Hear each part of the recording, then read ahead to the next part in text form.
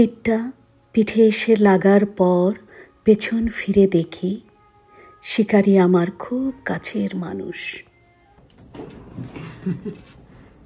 Hello viewers, কেমন আছেন আপনারা? আশা করি আপনারা সবাই ভালো আছেন। আলহামদুলিল্লাহ, আমরাও ভালো আছি।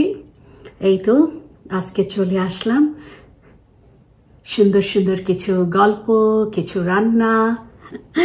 সকাল থেকে বেশ ব্যস্ত ছিলাম, ব্যস্ততার ভেতর দিয়ে সময় কেটে গেছে। তারপরেও তো নিজের জন্য একটু সময় বের করতে হয়। চেয়েছিলাম মাথায় একটু মেহেদি দিব, দেখলাম যে সমস্ত পাকা চুল বেরিয়ে গেছে, আর বয়সটা লুকানো যাচ্ছে না ফাঁকি ঝুঁকি দিয়ে, তো একটু মাথায় একটু মেহেদি দিতে হবে। তো আজকে দেখলাম যে এমনি দেরি হয়ে গেছে সকাল থেকে গুছাতে, তার ভেতরে রান্না করব। আবার ওয়েদারটাও একটু বেশি ভালো না, তো এখন মাথায় মেহেদি দিলে দেখা যাবে 3-4 ঘন্টা রাখতে হবে, আবার ঠান্ডা লেগে যাবে। যে কারণে আজকে জিনিসটা স্কিপ করে গেলাম। ভাবলাম যে কালকে মেহেদিটা কালকেই দিব। সকাল থেকে অলরেডি 1 রাউন্ড চা খেয়ে ফেলেছি, এটা আমার 2nd রাউন্ড চা। তো খাবো, সকাল থেকে কিছু খাইনি, ব্রেকফাস্টে কিচ্ছু খাইনি। এখন ভাবলাম যে একটু স্ন্যাক্স নিয়ে বসি, একটু কিছু না খেলে রান্না করতেও তো এনার্জি লস হয়, তাই না? সেই এনার্জি লস হলে সেটাও তো পূরণ করতে হবে। তো এই যে দেখেন কি জিনিস নিয়ে এসেছি আপনাদের জন্য, এটা খাবো। কি চেনা যাচ্ছে? মুড়ির মোয়া। আমেরিকার মতো জায়গায় বসে মুড়ির মোয়া, বাংলাদেশের মতো মুড়ির মোয়া খাচ্ছি। সে এক আলাদা ফিলিংস, জানেন। এটা সম্ভবত আমি জানি না আর সবার হয় কি না, এরকম ছোট ছোট এরকম দেশীয় জিনিসে এইভাবে খুশি হয়ে যাওয়া সবাই হয় কি না আমি জানি না।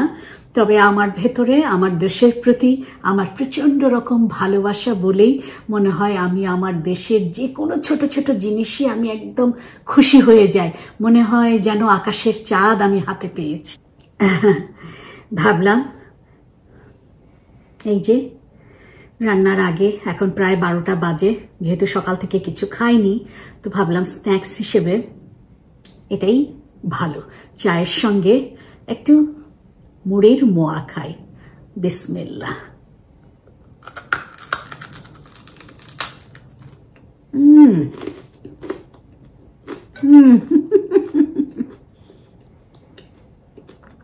মজা মজা।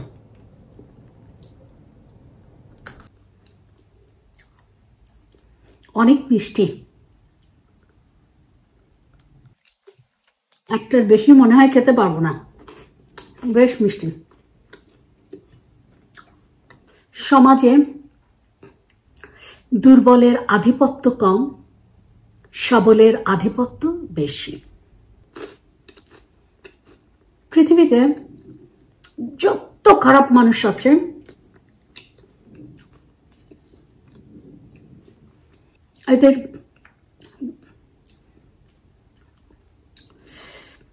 এদের শক্তিটাই সবসময়ের জন্য বেশিই থাকে।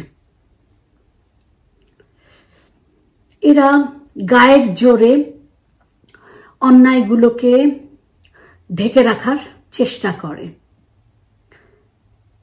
যে একটু দুর্বল তাদের উপরেই দোষগুলো চাপিয়ে দেওয়ার চেষ্টা করে।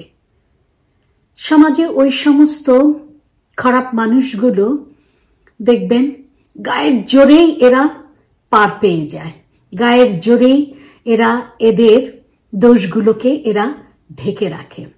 একটা দুর্বল মানুষ যখন ভিকটিম হয়, সে যখন চিৎকার করে বলতে থাকে যে আমি ভিকটিম বা আমরা ভিকটিম, আমাদের সাথে এই অন্যায়গুলো হচ্ছে, এই অপরাধগুলো হচ্ছে, তখন কি করবে?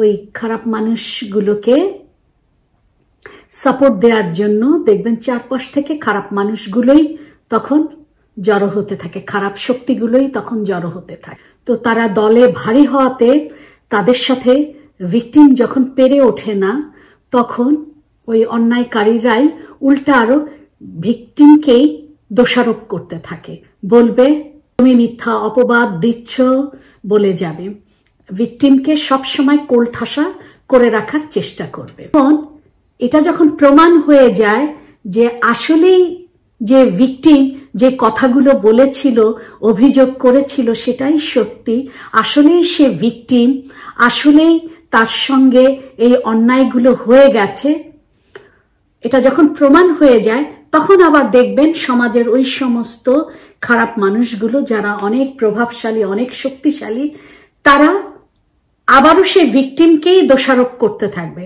আমি আরেকটু ব্যাখ্যা করে বলে দিচ্ছি।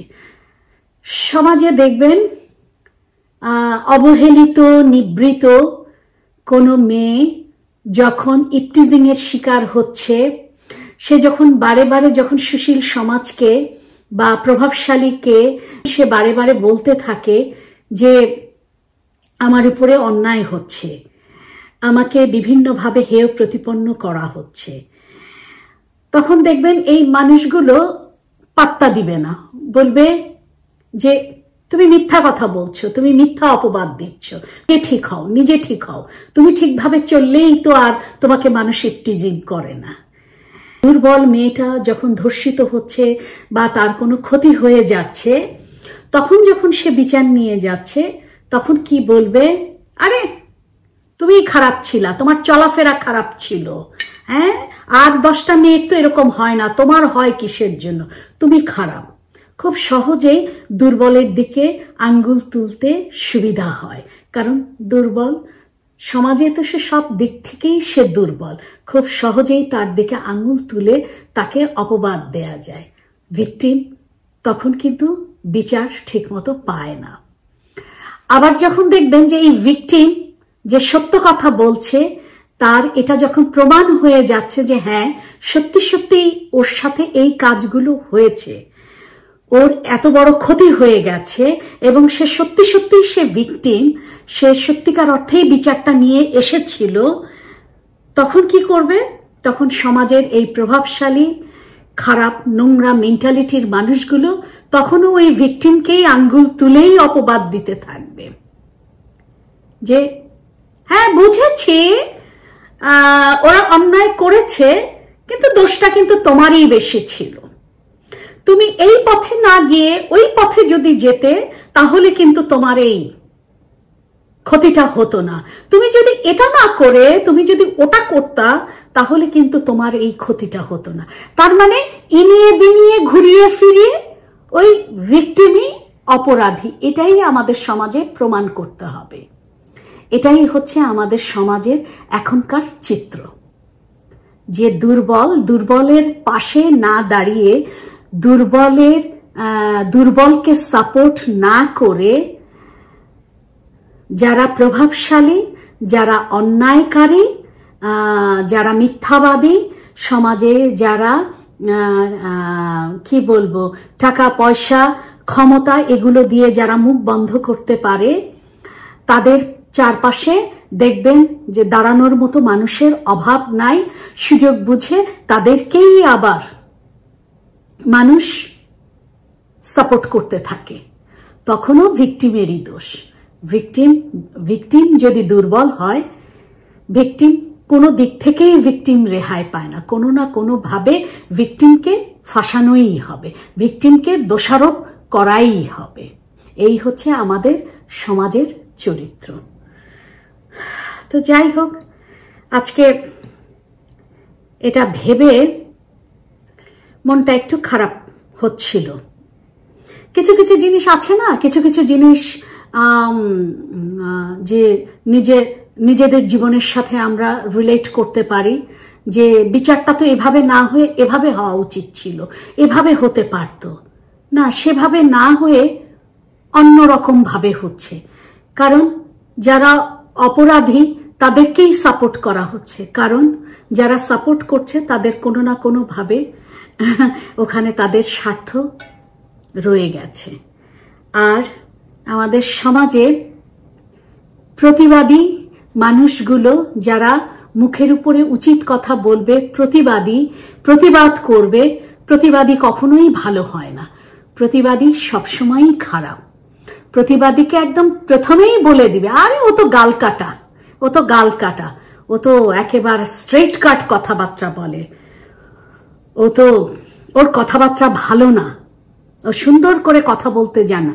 কারণ যে স্পষ্টবাদী, যে সত্য কথা বলে, যে আঙ্গুল তুলে কথা বলবে, আর কি প্রতিবাদ করবে, প্রোটেস্ট করবে, তার তার কথার মধ্যে তো মাস্কা লাগানো থাকে না, বাটাল লাগানো থাকে না, মধু লাগানো থাকে না। এর জন্য এই উচিত কথা সবাই হজম করতে পারে না।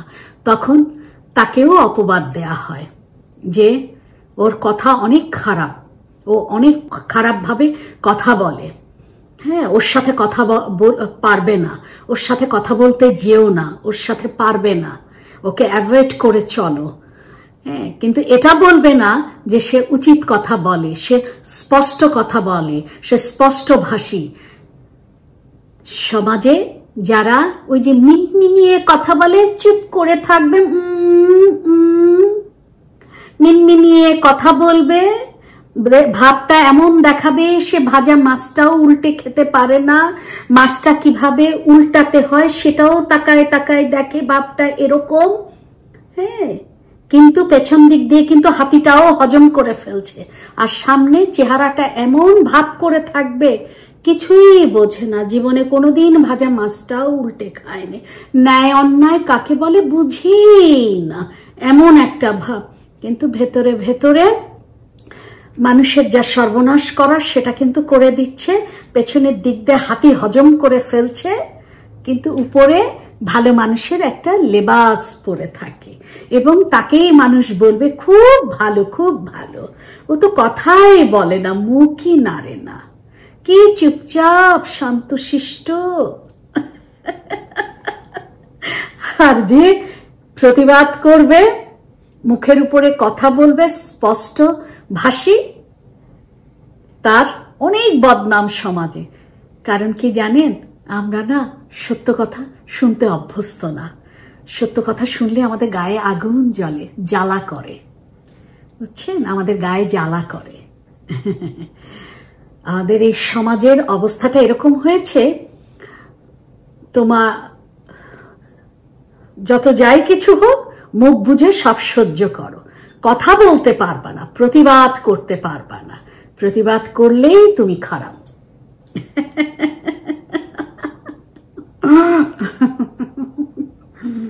তো প্রতিবাদ তো করতেই হবে, প্রতিবাদ তো আমি করবই, প্রতিবাদ আমরা করবই, সত্য কথা বলবই। মিথ্যাবাদীদের কাছে সাময়িক সময়ের জন্য ভালো হয়ে ওই যে উপরে ভালো সাজার একটা লেবাস ঢেলে, আমি খুব ভালো, আমি খুব মিষ্টি করে কথা বলি, আমি খুব হেসে কথা বলি, আমি সবাইকে সম্মান দিয়ে কথা বলি, ওই ভালো, ওটা শুধু দুনিয়ার জন্যই।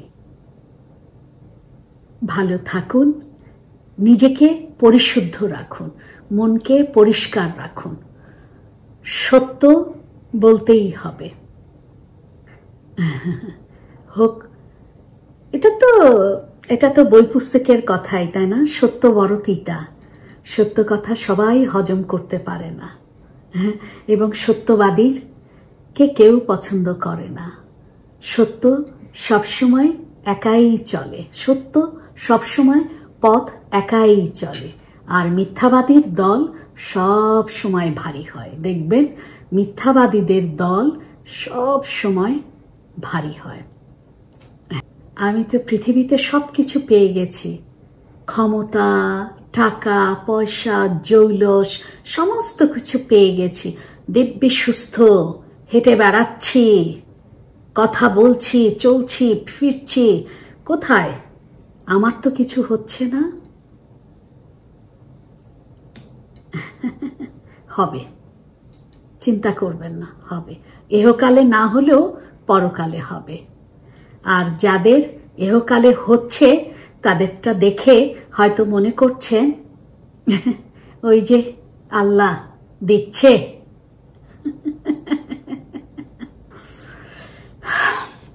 হ্যাঁ, আজকে কি রান্না করব জানেন?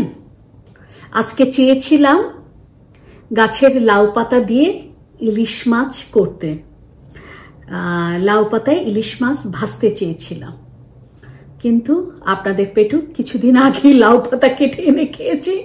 এখন গাছে অনেক লাউ ধরেছে। আজকে যেমনি লাউ পাতা কাটতে গিয়েছি, আপনাদের পেটু প্রচন্ড রকম আমার উপরে খেপে গেল। না না না না না, আমার গাছ ধরবে না, ধরবে না, একটা গাছের পাতাও ছিঁড়বে না, আমার গাছ একদম খালি করে ফেলেছো, সব পাতা তুমি খেয়ে ফেলছো, নো নো নো নো, আমি একটা পাতাও দিব না। যে কারণে আজকে যেটা প্ল্যান করেছিলাম সমস্ত প্ল্যান আমার ভেস্তে গেল। শেষে আমার গাছের কচু পাতা কেটে নিয়ে এসেছি। তো আজকে কচু পাতা দিয়ে ইলিশ মাছ দিয়ে একটু পাতুরি করব। আর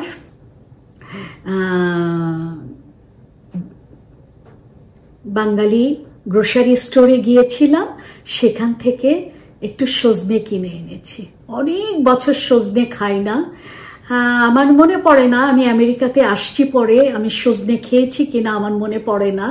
তবে হ্যাঁ, গত সপ্তাহে বাবুল ভাইয়ের বাসায় বেড়াতে গিয়েছিলাম, ওনার গাছের সজনে ভাবি রান্না করেছিল, তো সেই সজনে খেয়ে এসেছিলাম। মুখের মধ্যে স্বাদটা এখনো লেগে আছে, পাগলের মতো সজনে খুঁজছিলাম। তো আল্লাহরই অশেষ রহমত, যে মানুষ বলে না, যদি মনের থেকে যদি কেউ কিছু চায়, সেটা যত দুর্লভ জিনিসই হোক না কেন, আল্লাহ পাক সেটা মিলিয়ে দেয়। ঠিক সেই রকম বাঙালি গ্রোসারিতে গিয়েছিলাম একটু মাছ টাছ কেনার জন্য, কিছু গ্রোসারি করার জন্য।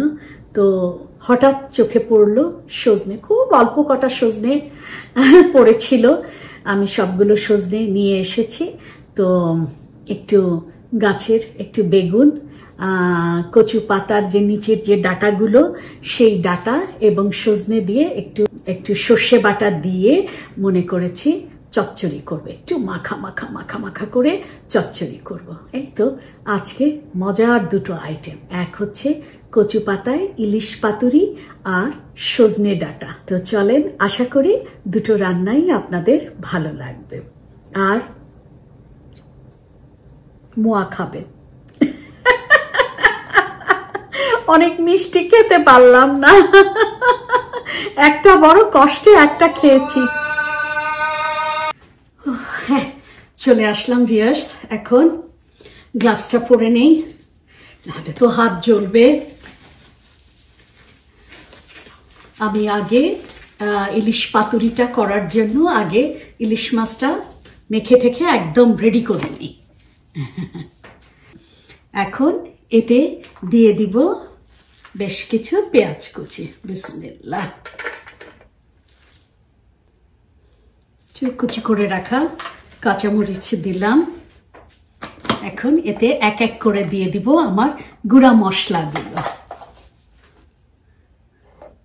দিয়ে দিচ্ছি হলুদের গুঁড়া, দিয়ে দিচ্ছি সামান্য একটু মরিচের গুঁড়া, আর দিয়ে দিব একটু ধনে গুঁড়া। তো এখন দিয়ে দিব স্বাদ মতো লবণ। বিসমিল্লাহ। আর দিয়ে দিচ্ছি সরিষার তেল। বিসমিল্লাহ। এখন জিনিসটাকে খুব ভালো করে মেখে নিব। সরিষার তেলের যা ভালো একটা গন্ধ বেরিয়েছে না, আলহামদুলিল্লাহ।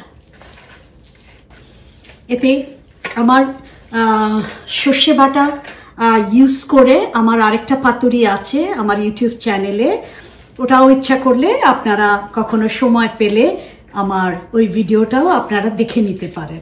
আমি এটাতে আজকে আর সর্ষে বাটা দিলাম না, কারণ আমি সজনেটা রান্না করছি সর্ষে বাটা দিয়ে, দুটো না হলে একরকম হয়ে যাবে। এখন আমি এতে দিয়ে দিচ্ছি আমার ইলিশ মাছগুলো। বিসমিল্লাহ।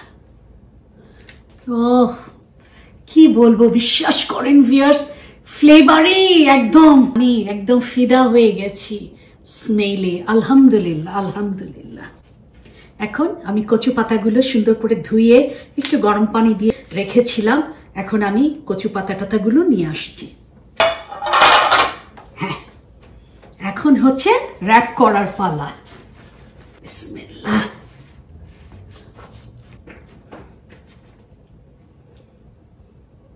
বিসমিল্লাহ।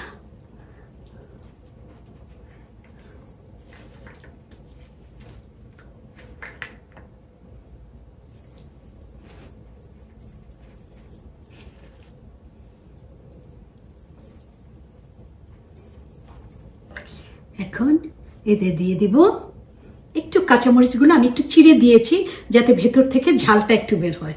দুটো কাঁচামরিচ। এখন এটাকে র‍্যাপ করব।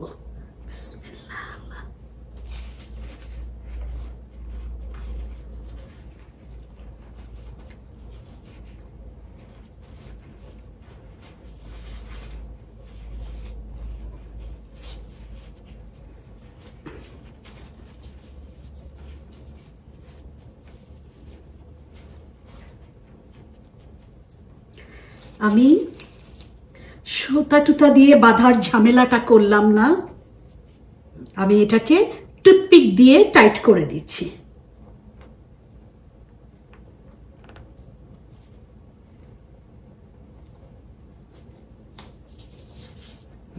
হ্যাঁ, বিসমিল্লাহ।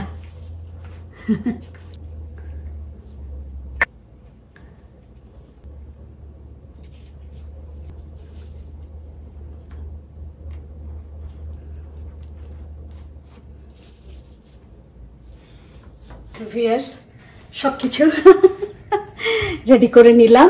আমি তো দেখালাম কিভাবে কচু পাতায় আমি আমার ইলিশ মাছগুলোকে আমি র‍্যাপ করে নিয়েছি। তো অলরেডি আমি একটা ফ্রাই প্যান বসিয়ে দিয়েছি, একটু সাদা তেল দিয়ে দিয়েছি। আমি এতে একটু সরিষার তেল এবং সাদা তেল দুটোই ব্যবহার করব। আলহামদুলিল্লাহ, জিনিসটা সুন্দর গরম হয়ে আসছে। বেশি গরম আর করব না। এখন এক এক করে দিয়ে দিব আমার র‍্যাপ করে রাখা ইলিশ মাছগুলো। বিসমিল্লাহ।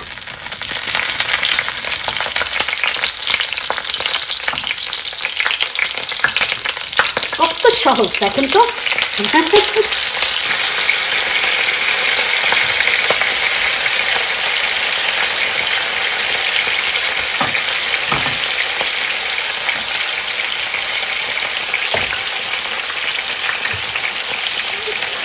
একদম মিডিয়াম টু লো ফ্লেমে থাকবে।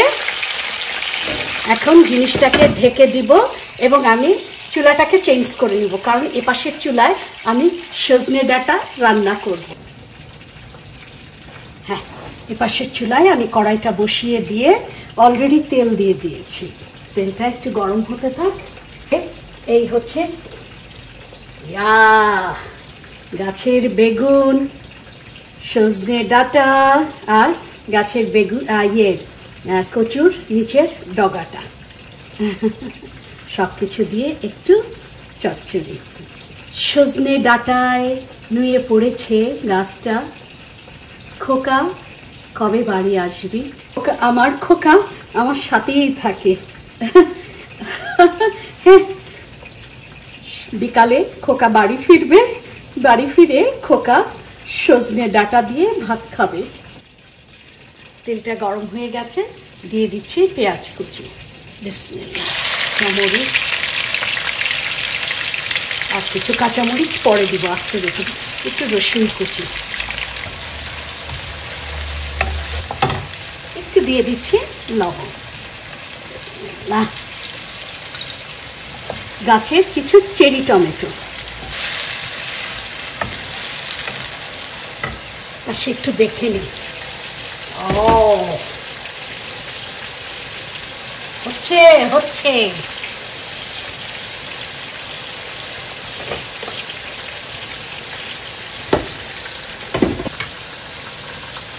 এখন এতে এক এক করে দিয়ে দিব আমার গুঁড়া মশলাগুলো। দিয়ে দিচ্ছি সামান্য একটু মরিচের গুঁড়া, খুবই সামান্য। দিচ্ছি একটু ধনে গুঁড়া আর দিয়ে দিব হলুদের গুঁড়া,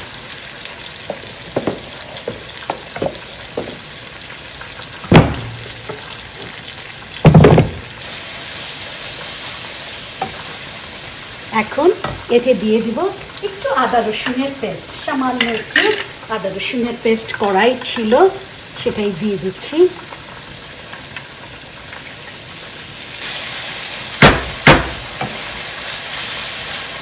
এখন মশলাটাকে খুব ভালো করে কষিয়ে নেব। আর একটু গরম পানি বসিয়ে আসি, খুব ভালো করে কষা হতে থাকবে।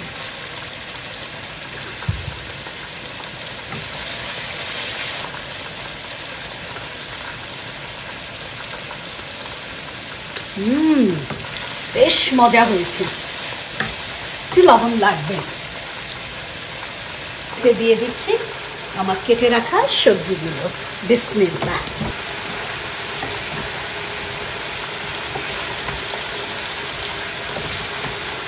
হ্যাঁ, আমার জিনিসটা খুব ভালো করে কষা হয়ে গেছে।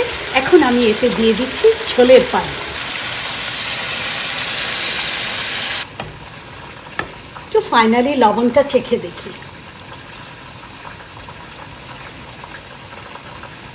এখন এতে দিয়ে দিব আমার সর্ষে বাটা।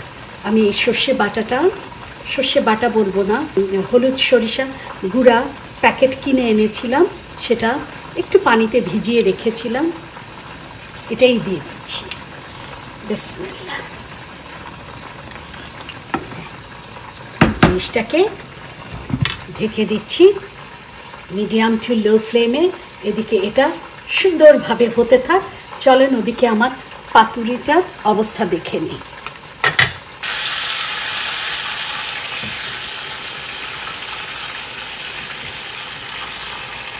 এখন সুন্দর হতে থাক, ভীষণ ভালো গন্ধ বেরিয়েছে। তো দুটো রান্না হতে থাক, আমি ফিরছি খুব শর্ট টাইমে আপনাদের সামনে। ততক্ষণ আপনারা একটু পেশেন্ট নিয়ে আমার সাথেই থাকেন। হয়তো আমি যখন ফিরবো একেবারে সার্ভিং ডিশ নিয়েই ফিরবো। হ্যাঁ ভিউয়ার্স, আমার এদিকে সজনে ডাঁটাও হয়ে গেছে। আমি এখন সজনে ডাঁটাটা তুলে নিচ্ছি। আমার মেয়ে বাইরে থেকে এসে পাতুরি দেখে সে আর লোভ সামলাতে পারেনি, খেতে বসে গেছে সবার আগে। আলহামদুলিল্লাহ। আমি এখন আমার সজনেটা বেড়ে নিচ্ছি। বিসমিল্লাহ। এটাতে একটু মাখা মাখা ঝোল রেখেছি, যেহেতু পাতুরিটা একদম ভাজা ভাজা হয়ে গেছে।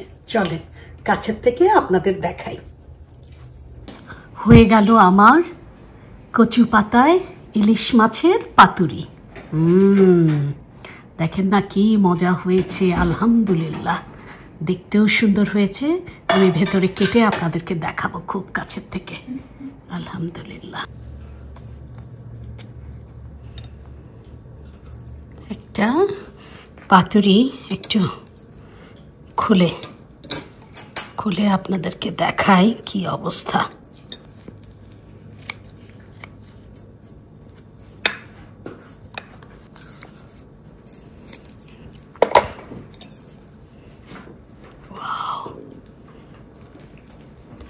এই দেখেন ভিউয়ার্স, এই যে দেখেন কি অসম্ভব সুন্দর হয়েছে পাতুরিটা। এটাকে এই মরিচগুলো দিয়ে আর এই যে ইলিশ মাছের যে তেলটা, এটা দিয়ে ভাতটা একদম ডলে ডলে খেতে যা ভালো লাগবে। আর স্মেল তো পুরা ভরপুর, একেবারে ইলিশ মাছ আর সর্ষের তেলের একদম মাখামাখি। আমার সজনে ডাঁটা, দেখেন একটু মাখা মাখা ঝোল রেখেছি, সর্ষে বাটা দিয়ে জিনিসটা রান্না করেছি। নামানোর একটু 5-7 মিনিট আগে দিয়েছি একটু সরিষার তেল আর কয়েকটা কাঁচামরিচ। That's it. আশা করি আপনাদের ভালো লাগবে জিনিসটা। দেখে খুব কাছের থেকে আমি দেখাচ্ছি, দেখেন। ইস, অনেকদিন পরে সজনে ডাঁটা দিয়ে ভাত খাবো। আলহামদুলিল্লাহ, আলহামদুলিল্লাহ। মারাত্মক। এই এটা যে তেলটা ভাজাটার, তেলটা দিয়েও খেতে অসম্ভব ভালো লাগে। ওইটা দিয়ে তো আসলে, কারণ জিনিসটা তো ভাজা হয় তো না, যে কারণে এই যে মশলা সহ যে তেলটা, এই তেলটা দিয়েই ভাতটা মেখে মেখে খেতে ভালো লাগে। হ্যাঁ ভিউয়ার্স, আমি তো খুব কাছের থেকে আমার দুটো রান্নাই আপনাদেরকে দেখিয়েছি। ও খুব ভালো হয়েছে। মেয়ে তো অলরেডি আমার ইলিশ পাতুরির অলরেডি সে রিভিউ দিয়ে দিয়েছে। মা একটু বলবে, আসবে না তো ক্যামেরার সামনে। অনেক মজা, সরষের তেলের ঝাঁজটা মারাত্মক, একদম পারফেক্ট। আলহামদুলিল্লাহ। হ্যাঁ, ওকে, যাক, আমার মেয়ে ও সবসময় একদম পারফেক্ট রিভিউটা দেওয়ার চেষ্টা করে। ও যখন বলে, ও আর আপনাদের পেটুক, ওরা দুজন যখন বলে, তখন আমার সত্যি সত্যি আমার মনটা ভরে যায়। আমার খুব ভালো লাগে যে ওদের কাছে ভালো লাগলে মনে করি যে হ্যাঁ ভালো হয়েছে। আর সজনেটা একটু খাবে না মা? সজনেটাও একটু খেয়ে দেখো।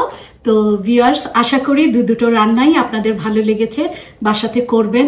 আমি তো বলেছি, বিদেশে বসে আমরা বাংলাদেশের এই সমস্ত মজার মজার খাবারগুলো প্রচণ্ড রকম আমরা মিস করি। তো যাই হোক, মাঝে মাঝে চেষ্টা করি আমার পরিবারের লোকজনের জন্য বাংলাদেশের এই খাবারগুলো রান্না করতে কষ্ট, বিদেশের মাটিতে এগুলো রান্না করা অনেক কষ্ট, অনেক ঝামেলা। তারপরেও আমার পরিবারের লোকজনকে আমি বাংলাদেশের এই সমস্ত মজার মজার খাবার থেকে ওদেরকে বঞ্চিত করতে চাই না। যত কষ্ট হোক তবুও রান্না করি, ওদেরকে খাওয়ানোর চেষ্টা করি, যাতে ওদের মুখে বাঙালির স্বাদটা যুগে যুগে লেগে থাকে। তো ঠিক আছে, আপনারা ভালো থাকবেন, সুস্থ থাকবেন, আমাদের জন্য দোয়া করবেন, আমার ভিডিওগুলো বেশি বেশি করে দেখবেন, লাইক শেয়ার কমেন্ট করবেন, এবং যারা এখনো সাবস্ক্রাইব করেননি অবশ্যই অবশ্যই আমার চ্যানেলটাকে সাবস্ক্রাইব করে দিবেন। আর আমি তো আপনাদের সঙ্গে রান্না, গল্প, অনেক অনেক কথার ঝুড়ি নিয়ে বসে যাই, অনেক কথাই আপনাদের সঙ্গে বলি। তো আমি জানি না আপনারা বোর ফিল করেন কি না। যদি আপনাদের ভালো লাগে সেটাও আমাকে জানাবেন, তাহলে আমি সামনে আমার প্রত্যেকটা ভিডিওতেই আমি সুন্দর সুন্দর কথা নিয়ে আপনাদের সামনে চলে আসব। তো ভালো থাকবেন, আমাদের জন্য দোয়া করবেন। আল্লাহ হাফেজ।